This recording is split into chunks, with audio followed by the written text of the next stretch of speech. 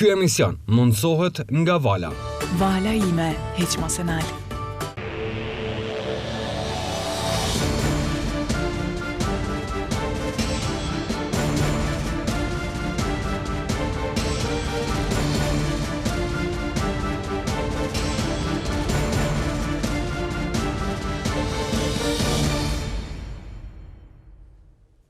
Mi mbrëma shikues të nderuar, mirë se erdhët në emisionin e parë për këtë vit të Republikës. Zenon mirë se ke ardhur. Me ne sonte Zenon Pajaziti, shef i grupit parlamentar të PDK-s në Komandën e Republikës të Kosovës, ish ministri i Punëve të Brendshme.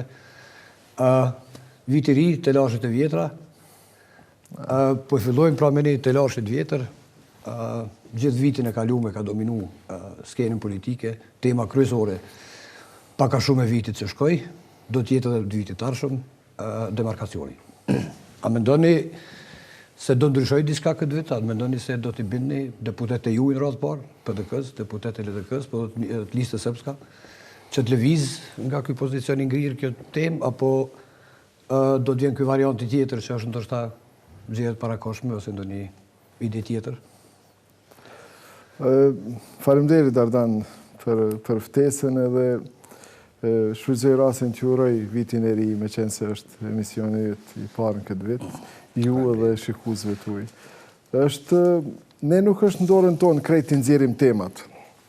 Temat janë po ato që i kishim dhe temat tjera dhe sfida tjera që do t'i kemë, janë temat vendit, temat shtetit. Ajo që unë shpresoj është që të ndrojmë mënyrën e trajtimit të temave. Nuk është që këto tema ishin të tilla sa të na pengonin të esnim tutje bashkë.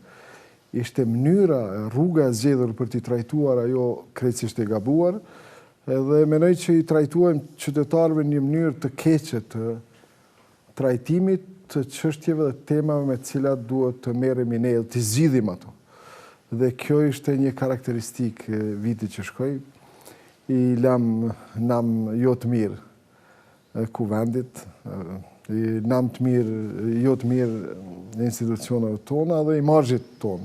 Po me gjithate përmbyllëm, ndonë se jo me një rezultat të dëshiruar, por se është një vit i cili pavarësisht që kishte një hije jo të mirë nga këto veprime që u bën me rastin e demarkacionit, si teme cilat do të na përcjell tash, ne do të merremi me të, por se, si thush, është mirë të përmenden as çështje që kanë bëjnë me imazhin e vendit tonë, me tema me të cilat ne mendoj që ecëm pak, siç është MSA, siç është kodi telefonik. Të dyja janë në agjendat e vështira, në sfidat e vendit. Njëra me procesin e integrimit, tjetra që lidhet me procesin e dialogut. Do të dalim sigurisht edhe te dialogu, po pak prap të demarkacioni. Qeveria, kryeministri nisi prap një iniciativë cila u refuzu prej opozitës, ishte drejtuar ka opozita, pra matja ose rimbatja e territorit. Mirë po, ju si shefi grupit parlamentar mendoni se spaku deputet e PDK-s ishin kritik dhe jo të gatshëm. Vitin që shkoi pra që të bashkëpunojnë, që të votojnë, se këtë vit do të votojnë, ose do të ndryshojnë mendim, dhe të pas parasysh se Bashkimi Evropian po na thotë se kjo është tema kyçe, për cilat varet edhe liberalizimi i vizave dhe disa procese tjera të rëndësishme për Kosovën. Ne kemi bën një debat të hapur, jo i lehtë, brenda partisë, edhe brenda grupit parlamentar për sa i përket demarkacionit ose shënimit vizë kufitare me Malin e Zi. Një marrëveshje që është bën nga ana e qeverisë tonë me qeverinë e Malit të Zi. Gati 20 zërit kemi qenë, sikur kanë qenë edhe tjerët, që është krejtësisht e padrejtë të jetë si kriter për liberalizim të vizave. Dhe këto e kemi thënë hapur, edhe themi edhe tash. Mirë, por kjo është pranu. Prej dikujt qeverisë tonë, ende kusht na ka treguar mirë prej ku është pranu, mirë po BE-ja po thotë se është kusht i pranu, vi negocium me qeverinë tonë. Prandaj na është thënë hapur edhe kjo na çet para një situate të tillë të cilën duhet ta trajtojmë seriozisht. Dhe jo vetëm për faktin. Falat, do të trajtohet edhe kush dhe pse ka pranuar. Janë dy çështje me të cilat mendoj që duhet të merrem. E para, pse është vendos kusht që është një çështje në vete, një temë të vete, që është në kusht krejtë edhe në dorën tonë, është në relacion mes nesh dhe BE-s, në cilin relacion në mënyrë përveç asaj që është privilegj për ne që është gjetë një farë rrugë gjithmonë, edhe në proces liberalizimit vizave, edhe në proces të integrimit, një farë instrumenti shtesë për ne, një model për të na fut në atë proces dhe është mirë. Por që të futej ky kusht është keq, edhe mbetet një diçka për të diskutuar. Po është edhe çështja tjetër që tema e demarkacionit ose çështja e shënjimit kufirit nuk arritëm kur ta trajtojmë hapur në një debat normal mes nesh. Në një farë mënyrë nuk arritëm ta trajtojmë në aspektin edhe juridik, edhe shkencor, edhe normale, politike, fqinjësisë, tjera, të kaluarës, historik. Në një farë mënyrë u trajtu në aspektin patriotik, më shumë. Folklorik. Dikur folklorik. Edhe kjo ishte keq. Po edhe mirë, mendoj që është keq. Në dy rastet, Dardan, mendoj që ne duhet ta jemi para sfide. E para duhet ta shohim se shpallja e pavarësisë. Pavarësia e Kosovës nuk i zgjidhi problemet e kufive, as nuk i zgjidhi mësot. Ne kishim disa procese në bazë të cilave ne duhet ta shpallnim shtetin tonë, duhet ta konsolidonim këtë shtet e tjerë. Këta kufi janë të padrejtë, ne e dim gjithë. Porse ishin disa kritere në cilat ne me atisarin e më herët e më vonë, në bazë të cilave ne duhet t'i njihnim, t'i normalizonim disa raporte me fëmijët tanë. Më spaku me malin e zi kishim nevojë të nxjerrim ose të nxjerrim këto relacione. Qartë është diskutuar gjëra gjatë kjo punë se edhe opozita këtu e ka egzageruar ndoshta këtë temë, mirë po kjo ka shku kështu se në fillim nuk ka qenë tema kyçe, në fillim ka qenë asociacioni, mandej është rritë si temë. A e vlerësoni dhe ju si shumë tjerë analist vëzhgu situatës që qeveria nuk e ka sharu mirë në fillim këtë temë, nuk ka qenë transparente me këtë temë, edhe ka lënë hapësinë opozitës dhe njerëzve kritikë që të marrin dorë këtë temë. Ju, nëse tash nuk dëshiroj ta... Po ju ju si deputet tash, ju si... Unë e kam thënë disa herë dhe unë mendoj që qeveria është dashur të mos ndalet në sqarimin e kësaj. Po nuk duhet ta gjykoj bardhëzi. E para, kishte një vonesë, një mos transparencë. E dyta, në kohën kur kishte një gatishmëri të vijnë kuvende të interpretohej gjithçka që kishte ndodhur me asociacionin dhe me demarkacionin. Opozita e mbylli kuvendin, e mbylli mundësinë, e mbylli me vezët e me... Po mirë, opozita në fillim atëherë kishte një kërkesë relativisht thjeshtë të shkarkohet komisioni. Jo, po ishte thjeshtë sepse nëse ka mosbesim në një komision, nuk është punë e madhe që të ndrohet komisioni dhe... Nuk besoj që nuk ishin të thjeshta kërkesat. Kishte qëllim të ndërpriste, të mos debatoj, të mos shkonte kjo. Unë menoj që të njëjtën, me të njëjtën gjuhë, me të njëjtën mënyrë, opozita do të thotë nesër nuk e keni bë liberalizimin e vizave. Në ndërkohë që pengonte vetë të bëheshin hapat me cilat të plotësojë edhe ky kusht. Opozita ka detyrën e tillë. Prandaj do duhet që pavarësisht asaj që mbyllej kuvendi dhunshëm për të debatuar dhe për të realizuar diçka që duhet të realizuar, kryeministri, qeveria, akterët e dialogimit, do duhej edhe duhet ende se ky proces do zgjatë të dalin fshat në fshat, lagje më lagje, të sqarojë njerëzit, qytetarët, me mediat, pa mediat, në mënyra të ndryshme. Qytetarët nuk janë problem me këtij procesi. Problem është edhe ju i keni si koalicion, keni numrat mjaftueshëm teorikisht, aritmetikisht i keni numrat. Opozita nuk mund të bëhet fajtore pse ju nuk po mundemi mobilizu numrat e juj. Atë kujtohet që abuzimi më i madh u bë me nënshkrimet e qytetarëve. Po, ato nënshkrime nuk janë marrë parasysh fare nga ju. Jo, nuk është se nuk janë marrë parasysh. Domethënë gjithçka që kemi bën në përputhje me një, po ta them hapur, po të mos kishen ky abuzim me një mbledhja e nënshkrimeve për peticion. Po e cilëson si abuzim. Mendoj që mënyra që është proklamu para qytetarëve, kjo ishte abuzim. Nëse ti del sot qytetarët i thua, do me dhon tokë, dikun as do me dhon tokë, ti do t'i marrësh gjithë nënshkrimet e qytetarëve. Doli krejt, muhabeti ishte ashtu. këta po I falin tokë malit zi, pik. Kështu u kriju ajo. Se nuk ishte një interpretim tjetër, nuk ishte një mënyrë më të mirë, më ndryshe për ta tregu që nuk është ashtu, se në fakt nuk është ashtu. Edhe disa deputet të juj, edhe të LDK-s kanë rënë ndikim kësaj propagande, po thonë. Menoj që deputet, fatkeqësisht, unë nuk I komentoj kolegët e mi, po kalkulimi për çështje të tilla të rëndësishme I partive politike dhe I deputetëve, duke e kalkulu votën e tyre individuale. Pastaj edhe partijake përfundon kështu si përfundum ne. Për rastet të tilla, për çështje të tilla, për tema të tilla, partitë politike duhet të kalojnë, ne duhet ta kishim tashmë një konsenzus që për disa tema të braktisnim do si thush do qëllime partijake politike. Kjo është apatitike të thuhet, sepse partitë politike ndërtojnë kauzat për me marrë në pushtet. Por, ne ma herët është dëshmu që ka pas disa raste që ka pas një farë konsenzusi, ka pas një farë marrëveshje në kohët më të vështira, edhe më vonë, ka qenë krijuar një farë traditë në Kosovë që për disa temat ketë një lloj si thush dakordimi. Tashmo nuk e di nëse është dakordimi I tillë. Në fakt, patë tash një situatë kur u votu një rezolutë e ofruar nga opozita rreth murit.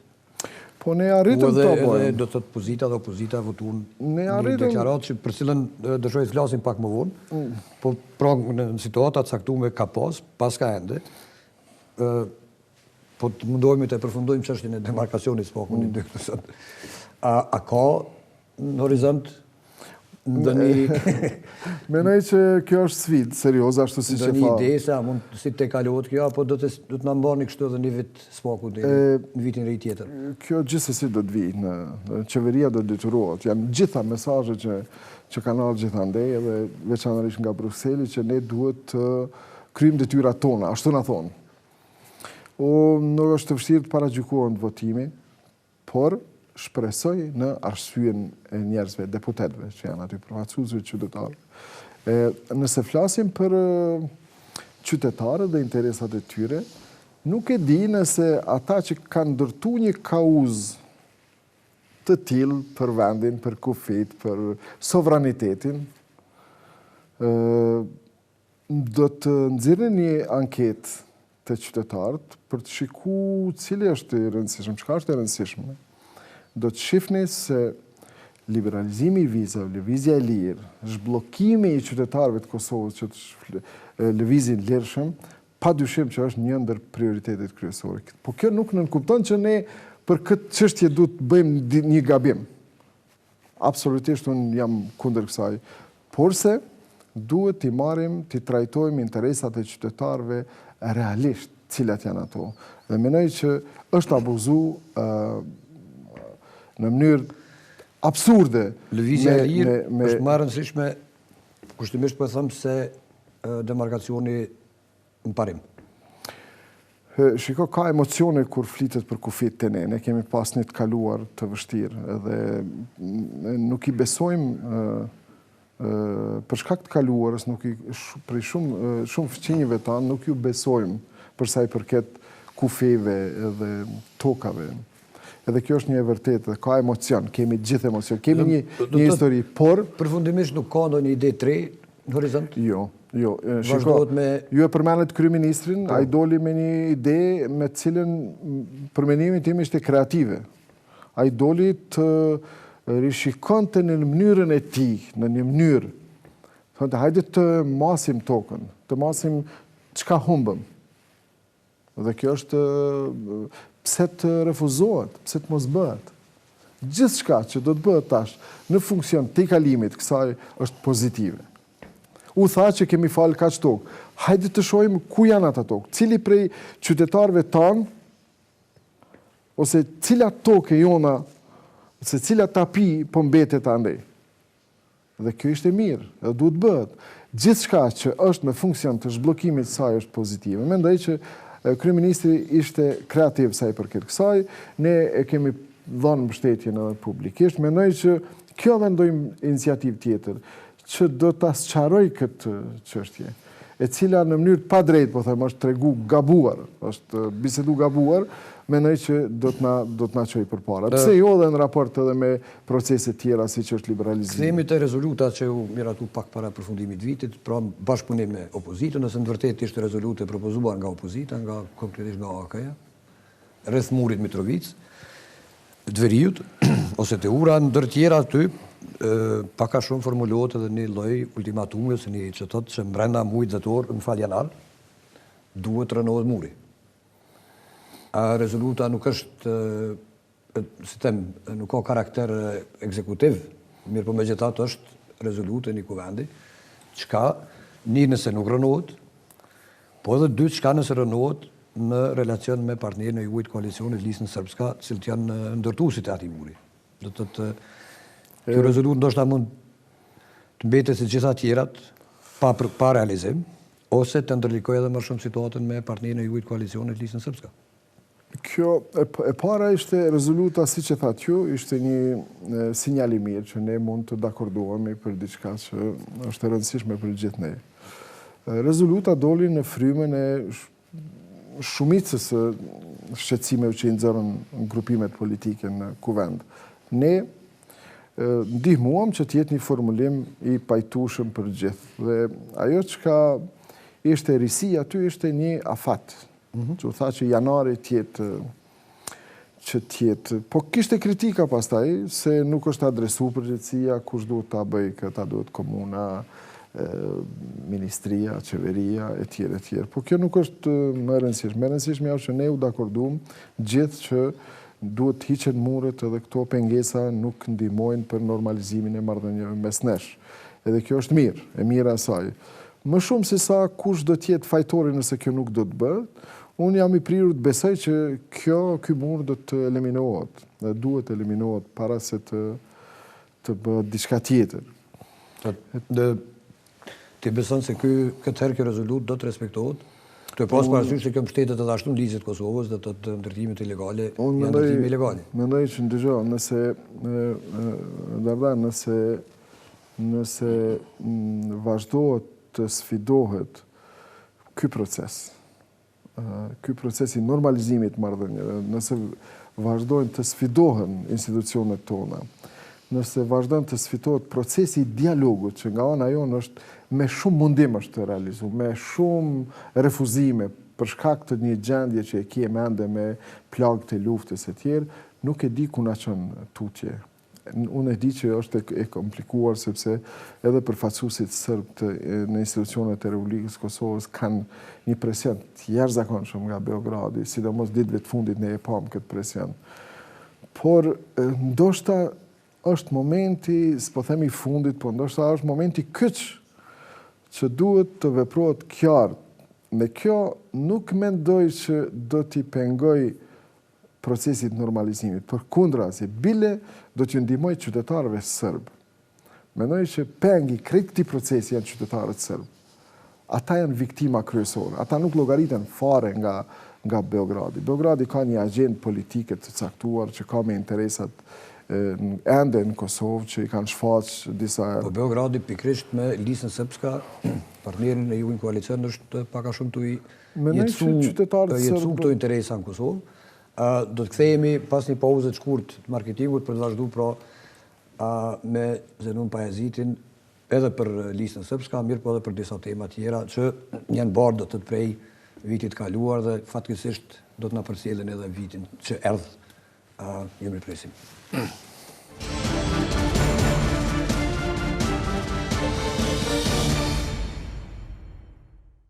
Miq të nderuar, mirë se u rikthyet në emisionin me Zenon Pajazitin. Zenon, Lista Srpska më shumë sfidues se sa partner koalicioni prej fillimit. Nëse muri rënohet, mund të rënohet edhe më shumë ky relacion që edhe ashtu i brisht me Listën Srpska. Tu e pas parasysh edhe këta e kanë një ultimatum për qeverinë, që deri me 15 shkurt të realizohet asociacioni, ose ata do të themelojnë këtë bashkë me qeverinë e Beogradit. Pra edhe si kuvend, po edhe si partia më e madhe në vend, Si mendoni të kaloni do të thotë këto dy ultimatume, një që keni vendos vetë me rezolut dhe një që ka vendos Beogradi nëpërmes listës srpska. Tu e pas këtu parasysh pra edhe demarkacionin që ju vyn edhe opozita, edhe ato që era më rreth edhe lista srpska, një situatë relativisht e komplikume, jo e lehtë për ta zgjedhur, sidomos të pas parasysh që jemi të folë për 5-6 javë aspekt kohor për të zgjedhur këto dy probleme. Patjetër, gjithë kjo që ndodhi ditëve të fundit me këtë mur ishte si një farë bombe kurdisur në procesin e rëndësishëm të normalizimit të marrëdhënieve. Një proces i cili i duhet regionit, po në plan të parë Serbisë dhe Kosovës. Një proces pa të cilin ne e dim hapur tash që nuk mund të ecim përpara. Pastaj, puna e ultimatumeve. Nuk është mirë as nga ana jonë që të ketë ultimatume, as nga ana e palës sërbe. Nuk janë ultimatumet ato që zgjidhin, patësojnë situatat. Por jemi gjetë para situatave të tilla, para një aktit kryer, si thush, në nxërën. Pa pritur një ditë, doli një lajm se u bë një mur. Po muri nuk mund të mbarohet bash ashtu brenda natës se mos shihen. Ne patëm një debat në parlament të usharuar. Ne patëm zëra që ishte pjesë e marrëveshjes. Dolin ata që ishin aktorë të marrëveshjes të bisedimeve, thanë që s'ka pas as. Po dolën dokumentet që thonin qartë se ka pas. Ne patëm publikisht e zyrtarisht në parlament deklaratat e tyre, tash nuk e di ku janë ato dokumenta, duhet të bëhen publike nëse ka diçka të tillë, por pavarësisht gjitha këtyre, një urë që pengohet të lëvizin njerëz të ajo nuk do t'i kontriboj asnjëherë lirisë së njerëzve, raporteve të mira atje. Dhe kjo është një rast që na ndodhi tash. Ne ultimatumi nuk e dham për ta kërcënu palën sërbe. Ne në Kosovë po mundohemi të sillemi jo më vetëm si partner, po me sërbët që jetojnë këtu edhe si kujdestar të tyre, në kuptimin e përgjegjësisë që kemi si shumicë. Po atë rol fatkeqësisht është luajtur Beogradi. Pikrisht, prandaj po them, Beogradi ka përgjegjësinë kryesore. Asnjëherë, asnjë marrëveshje që është arrit në Bruksel nuk ka ndodhur të implementohet pa disa intervenime radhazi të BE-s ose të aktorëve brenda BE-s. Me të gjitha, cilën do marrëveshje që ta merrni, e shihni që ka një histori në vete. Asnjëra prej tyre nuk është implementuar me një vullnet normal politik të Beogradit. Kjo tash i vjen si pengesë në kohën kur ne kemi arrit dukshëm të avansojmë me veriun. Kur them dukshëm, e marrë një periudhë të disa viteve të fundit. Ne jemi dëshmitar të asaj që bëhej gjykata, bëhej institucione, bëhej krimi, bëhej gjithçka, s'po them që edhe tash nuk ka elemente të tilla. Po arritëm dukshëm të përmirësojmë këtë drejtim, duke si thush përfil edhe sugjerimet e partnerëve tanë, institucioneve të BE-s, me dialogun e tjerë, duke vendosur institucionet tona dhe duke kyçur serbët me përgjegjësi institucionale në përputhje me legjislacionin e Kushtetutën e Republikës Kosovës në institucionet tona. Dhe kjo dukshëm është arrit. Këto pengesa vijnë me si thush duke ndërtu Beogradi edhe qëllime politike të veçanta. Ashtu mjafton vetëm të kritikohet Beogradi për këtë punë. Do të thotë në qeveritë e mëhershme, në parlamentet e mëhershme, pra po e përdori termin tonë dukshëm ma pak, ka pas influencë Beogradi në Kosovë se në këtë mandat. Do të thotë vend se dialogut ndihmoi forcimin e shtetit Kosovës se ka forcu dukshëm rolin e Beogradit në Kosovë nëpërmes listës srpske. Prandaj po pyes si do të arrihet, do të thotë si ose lista srpska të integrohet si duhet në sistemin politik Kosovës, ose të përjashtohet nga sistemi politik i Kosovës. Dardan, duhet të shikohen realisht këto situata. Nuk e di kur ka pas Beogradi ma shumë ama pak ndikim në serbët këtu ose në institucionet. Duhet ta shohim kur institucionet tona kanë më shumë fuqi ose legitimitet ose kur janë më të konsoliduar që të neutralizojnë rolet të tjerëve këtu. Edhe në këtë drejtim mendoj që duhet ta masim më shumë, por edhe kjo që thënë ju nuk është e paransishme përkundrazi bile. Por megjithatë edhe këtu duhet të shohim diçka tjetër. Ne kemi pas përpara serbët në institucionet tona me disa parti. Ata arritën të unifikojnë me një lista serbska e cila t'jeni të sigurt që paktën informacionet që kemi kontaktet, ne që i kemi me qytetarët edhe me përfaqësues serb, nuk kanë mbështetjen e vetë qytetarëve, ose kanë një mbështetje shumë të limituar. Përfaqësuesit politik serb... Po pse atëherë nëse ata nuk kanë mbështetje të qytetarëve të vetë, të jenë pjesë e koalicionit qeverisë? Ata, ndëgjo, tash ata janë me partneriteti me ta ka ardhur si rezultati një ndërmjetësimi edhe me institucionet ndërkombëtare. Dhe është mirë që ata janë pjesë e institucioneve tona. Po kur më parë, qytetarët sërbë janë të ndarë për sa i përket mbështetjes që ja kanë dhënë me vota atyre. Dhe jam i sigurt që kjo do të shihet në zgjedhjet e ardhshme. Ne kishim kërkesa të veçanta nga serbët kohëve të fundit që të ndërmarrim diçka për ta për ta përplotësuar mungesën e tyre në institucione. Ata munguan në parlament në kohën kur debatoi për buxhetin. Në muajin më të rëndësishëm për deputetët që të jenë aty, ata munguan. Ata nuk kishin aty të flisnin për nevojat reale që i kanë qytetarët e tyre që përfaqësojnë ata në kuvend. Prandaj edhe mendoj që nuk është Beogradi i ka kërcënuar ata. Po mirë, asociacioni pse po vonohet? Asociacioni është e para... Është kërkesë legjitime edhe serbëve këtu, për shkak se ka një pajtueshmëri, edhe pse opozita refuzon, mirë po qeveria si e tillë ka pajtueshmëri me serbët, ka pajtueshmëri me Brukselin, që kjo të implementohet. Kjo është po ashtu ndër temat që mund të na shkaktojë. Tash te ne po shihet që ka do kauza me ngjyrime patriotike që na kanë, si thosh, na kanë çorientuar ose na kanë deviju nga debatet reale për sa i përket këtyre çështjeve. E para, asociacioni është i dëmshëm për vetë serbët. Siç ka qenë, shiko, ata i kanë bërë komunat, ne kemi pas debatet më me ato komunat serbe. Janë jo funksionale. Unë vi nga Gjilani, po them që komunat që janë në atë region atje, janë izolu. Ata nuk i kanë ide, ne thonë vetë serbët. Unë pata para 2 javësh me KDI-n patëm një debat.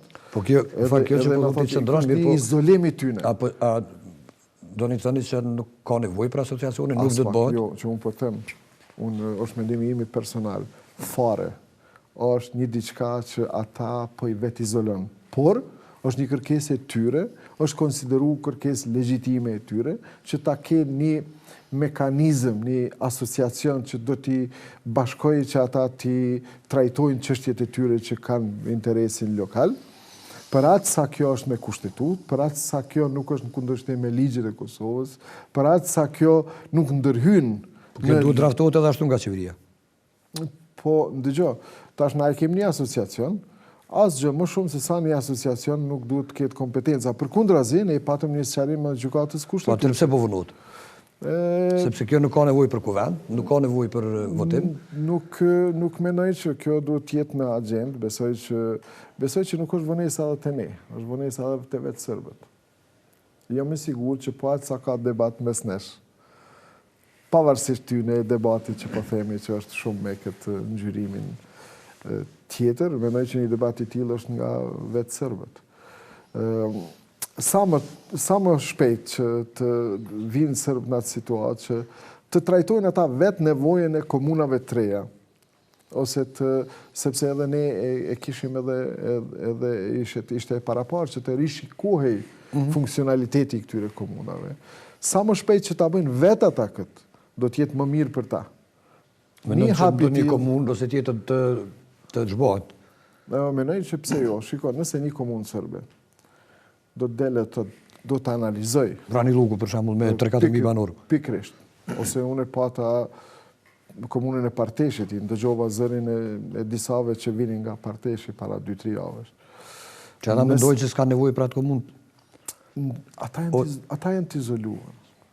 Një komunë e tillë që nuk mundet të merë mbështetje të nevojshme, të jetë e përfshirë një plan ma gjanë zhvillimor. Parteshin është e pa mundur më zhvillu pa Gjilanin, pa Vitin, pa Klokotin, pa komunat e mdha. Është e pa mundur. Asgjë më shumë se një fshat i izoluar nuk mund të bëhet. Nëse kur gjë më shumë vetë për ato monumentet e kulturës, pse është komunat?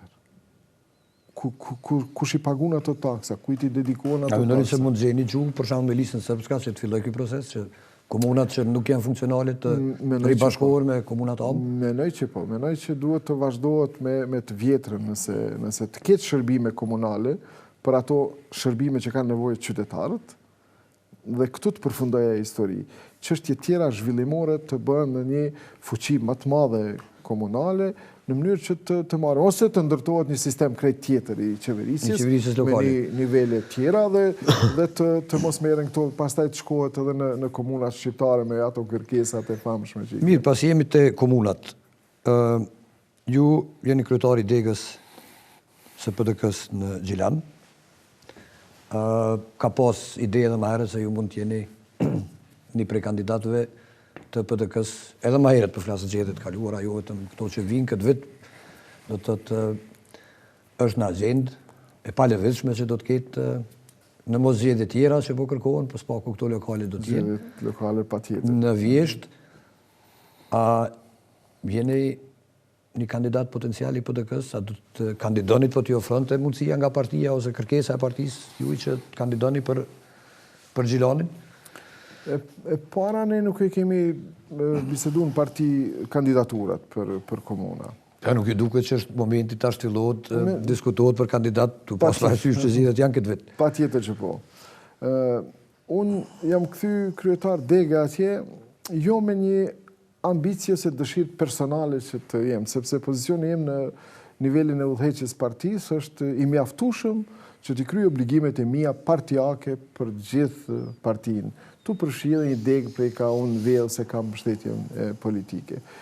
Por se një farë mënyre isha i obliguar ose i detyruar në kuptimin që kisha një përgjegjësi më të madhe, sepse ne i humbëm zgjedhjet në Gjilan, kishim partinë në një farë mënyre një krizë të humbjes.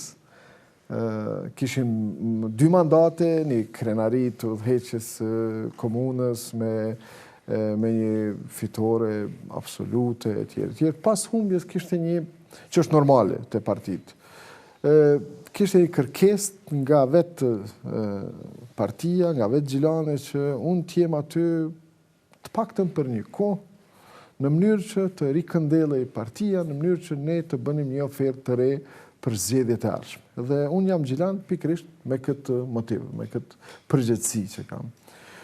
Në fakt, në kohën kur unë kam marrë këtë përgjegjësi, kam marrë me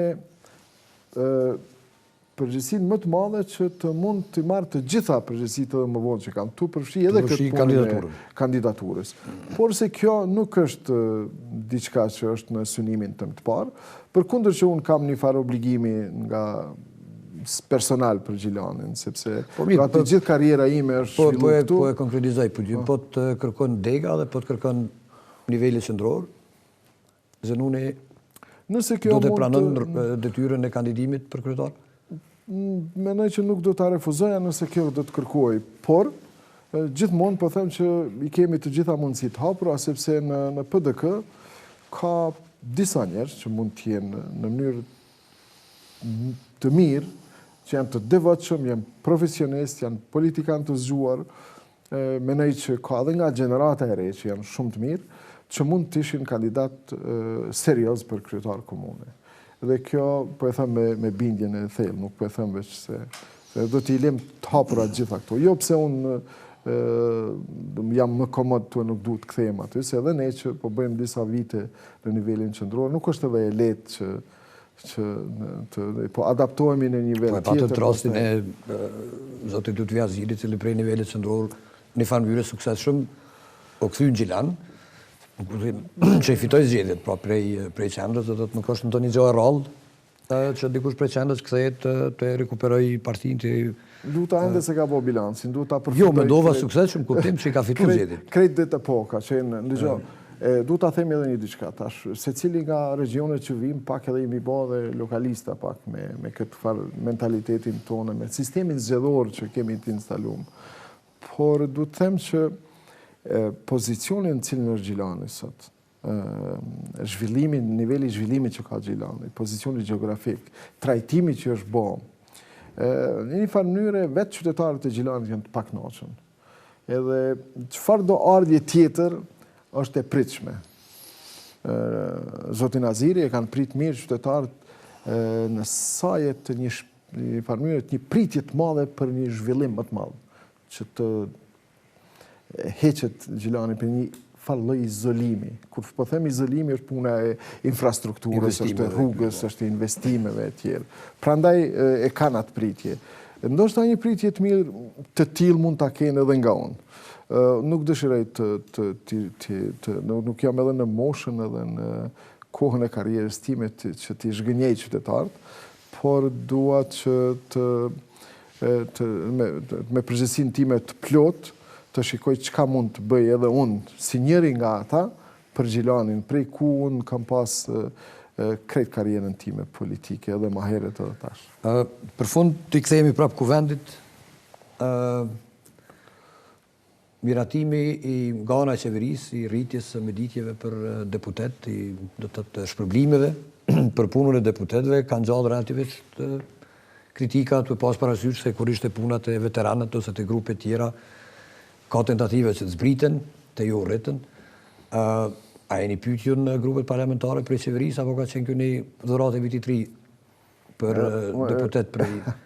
E para, domethënë ligje nuk kam qenë pjesë e këtij ligji. Edhe nuk e di kur vjen puna më votu do trajtohen. Tu ju e dini që një ligj i tillë është refuzuar disa herë po. Disa herë dhe nga vetë ne. Por duhet të jemi korrekt. Nuk dua tash të them se kam parasysh pagat e ulta të disa sektorëve, kam parasysh nivelin social të qytetarëve të tjerë dhe nuk dëshiroj, domethënë kur flitet për pagat tona duhet kemi kujdesin më të madh. Por pse nuk është abuzuar me këto pagat tona, me këto meditjet, shpesh herë edhe në foltorët e kuvendit është abuzuar. Në mënyrë të padrejtë. Ne kemi folë disa herë për institucione që ne krijojmë si kuvend, të pavarura, qofshin ata regulator, qofshin agjencione të pavarura, kanë paga që janë më të mëdha se të ministrave, se të deputetëve. Ne kemi respektu, kemi bërë ligjet në përputhje me standardet të BE-s. Po njerëz që kanë shkuar aty, pastaj duke shfrytzuar hapësirën e ligjit, kanë vendosur për pagat e tyre. Nuk mendoj që kuvendi ka vepruar për veten e tij asnjëherë në mënyrën e tillë. Mendoj që nuk do të ketë mënyra se si janë bërë këto, si është menduar të bëhen, nuk është menduar me u rrit pagat, po me u bën një farë kategorizimi, një farë sistemimi, domethënë me pas një. Po tash nuk e di unë fjala e meditjes se po abuzohet tash me këto nuk dëshiroj të komentoj se nuk jam i përfshim fare, nuk e di për çka është fjala derisa ato të vinë. Po kemi pas duhet të shohim shpenzimet blanko të cilat janë.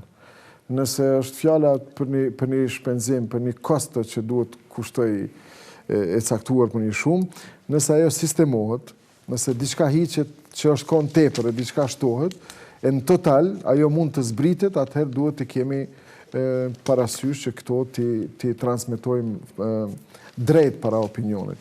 Nuk ka arë ky ligj, ne do të kemi rast të flasim edhe kur del ligji, jam i sigurt që deputetët do të jemi po ata që kemi trajtu ligjin më herët.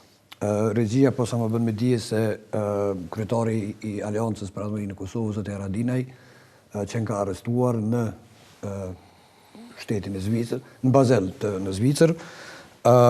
Do shta ende nuk e kemi informatën e qartë se për çfarë bëhet fjalë, për çfarë lloj do të thotë fletaresti.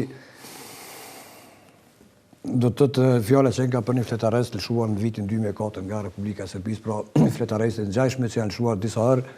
Sigurisht se ju keni ndonjë koment për këtë punë, duhet pas parasysh se jeni deputet i kuvendit, duket jetë pra fletarist i ngjajshëm me ato që ndodhen para disa muajsh edhe me shefin ose zavend shefin e stacionit policor Mitrovic. Mund tjetë ndoshta unë tash po e marrë për me keqarje, po them. Nëse është fjala për këto fletariste që në Serbia, që i her pas here i freskon, duhet që sa më shpejt shteti i Zvicrës të merret me këto, është e pa kuptim kjo. Aq më tepër kur disa prej njerëzve tanë figurave të rëndësishme të kaluarës e të luftës jenë trajtu si Zoti Qeku, Zoti Haradinaj disa herë, pastaj disa nga udhëheqësit e Partisë Demokratike. Tjerë, kjo është e papranueshme. Edhe një herë e mirë këto shtete të cilat neve që kemi partner duhet të merren në fakt kjo është. Ju keni qenë ministri i brendshëm, nuk keni pas kur mundësi që të diskutohet kjo punë me partner ndërkombëtar që këto listat mos jenë më valide? Po, kemi folë. Kjo ka qenë, ndoshta kjo është një prej sfidave që ne duhet jemi pjesë, policia jonë duhet jetë pjesë e Interpolit edhe Europolit. Sa më shpejt që tjetë e mundur. Aq më tepër policia jonë i ka kalu disa teste të rëndësishme për sa i përket luftimit, krimit, menaxhimit kufirit. Policia jonë bile është e radhitur në mesin e policive me suksese ndërkombëtare për luftimin edhe regionale për luftimin e krimit. Pse të mos jetë pjesë? Në fakt, në kohën kur ne nuk kemi pjesë, nuk i kemi informacionet e para ne. Dhe këtu është defekti. Po të ishim ne pjesë, ne do të kishim informacionet e para se Serbia po futi një diçka, një dokument tri ose një urdhër tri ose e tjere, dhe do të intervenonim ne me njerë. Unë jam ballavaçuar sa kam qenë ministër, edhe me zotin Qeku. Dhe kemi, ne masi ndodhin këto, duhet të merremi me çështjen, me diplomacin duhet të lëvizim, partnerët tanë, edhe të BE-s, edhe Shtetet e Bashkuara, gjitha rastet kështu kemi vepruar. Po këto rastet tash si janë mundësi, do të thotë vetëm dialogu drejt për drejt me Zvicrën? Në rastin si ky, po mendoj që veç nëse është fjala për që po jam i sigurt që është fjala për të njëjtën skenar, për të njëjtën mënyrë, jam i sigurt që vetë qysh tash ambasada jonë, institucionet tona kanë bërë kontakte, dhe duhet të bëjnë sa më shpejt. Por mendoj që nuk duhet lihet me kaq me rastin Haradinaj, duhet të merren institucionet më të larta të shtetit, niveli më i lartë i shtetit, presidenti, kryeministri dhe të gjithë. Mendoj kjo është e tepërt. Rastet e tilla, po them, sikur ajo e Urës, e tjerat, e rënojnë krejt përpjekjet që ne po i bëjmë për normalizim të marrëdhënieve. Mendoj që edhe një faktor tjetër që duhet kyçet këtu dhe që duhet mos rri, sepse bëhet vonë kuptimin, po them më shumë edhe moral, janë serbët e Kosovës, përfaqësuesit serbë të Kosovës. Ata duhet të ngrejnë zërin. Ata nuk duhet të rrinë të qetë. Kjo që po ndodh, si pengesë, në normalizimin e marrëdhënieve, shkon drejt për drejt në izolimin e tyre, në kurrezë të tyre. Ata duhet të ngrejnë zërin. Është fjala për një koleg tyre në parlament, është fjala për një politikan, një përfaqësues qytetarëve, nuk duhet të ndodhë kjo. Shikues të nderuar, me këtë lajm të keq, që tem të fillu mbrapsht edhe këtë vit me fqin tonë serb. Megjithatë neve na duhet të përfundojmë këtu emisionin, duke i falendëruar si gjithmonë juve që na përcollët dhe Valës për të këtë zëri gjeneral të emisioni. Dhe në natën e mirë, shikues të nderuar, natën e mirë, e mirupafshim javën e ardhshme.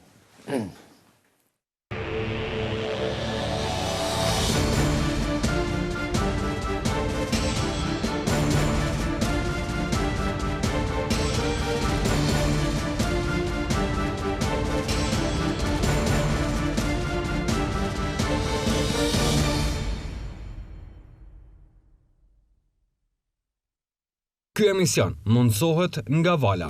Vala ime, hiç mos e nal.